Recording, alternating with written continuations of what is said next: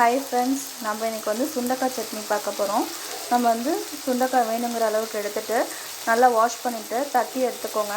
தட்டினா தான் அந்த உள்ள இருக்க கசப்பெல்லாம் போகும். எண்ணெயில் நல்லா ஒரு 20 மினிட்ஸ் நல்லா வதக்குங்க. அந்த க்ரீனாக இருக்கிறது ப்ரௌன் கலரில் மாறணும். அந்த அளவுக்கு வந்து ஃப்ரை பண்ணால் தான் அந்த கசப்பு போய் சட்னி நல்லாயிருக்கும். நல்லா ஃப்ரை பண்ணி எடுத்துக்கலாம்.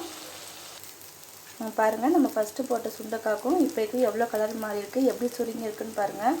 இந்த அளவுக்கு வதங்கினா போதும். இப்போ நம்ம இதை எடுத்து வச்சிடலாம். இப்போ அதே கடையில் கொஞ்சம் எண்ணெய் ஊற்றிக்கலாம்.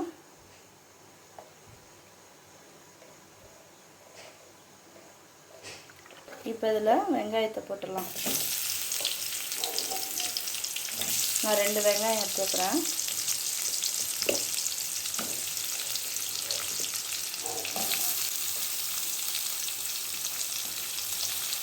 இந்த வெங்காயம் இப்போ நல்லா வதங்கணும்.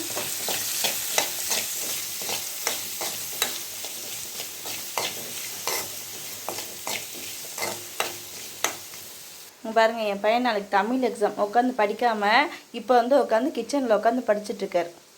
நான் இப்போ இந்த வெங்காயத்துலேயே ஒரு 10 வரமிளகாய் சேர்த்துக்கிறேன். வெங்காயம் இந்த அளவுக்கு வதங்கினதுக்கப்புறம் தக்காளி ஆட் பண்ணிக்கலாம். இப்போ வந்து தக்காளி நல்லா வதக்கிக்கலாம்.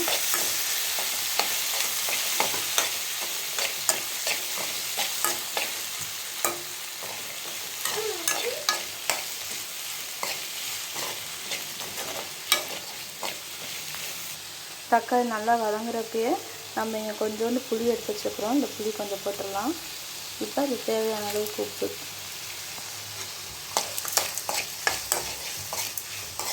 நீங்கள் புளி போட்டிங்கன்னா அந்த அளவுக்கு புளிப்பு தெரியாத அந்த கசப்புக்கு ஈக்குவல் ஆயிரும்.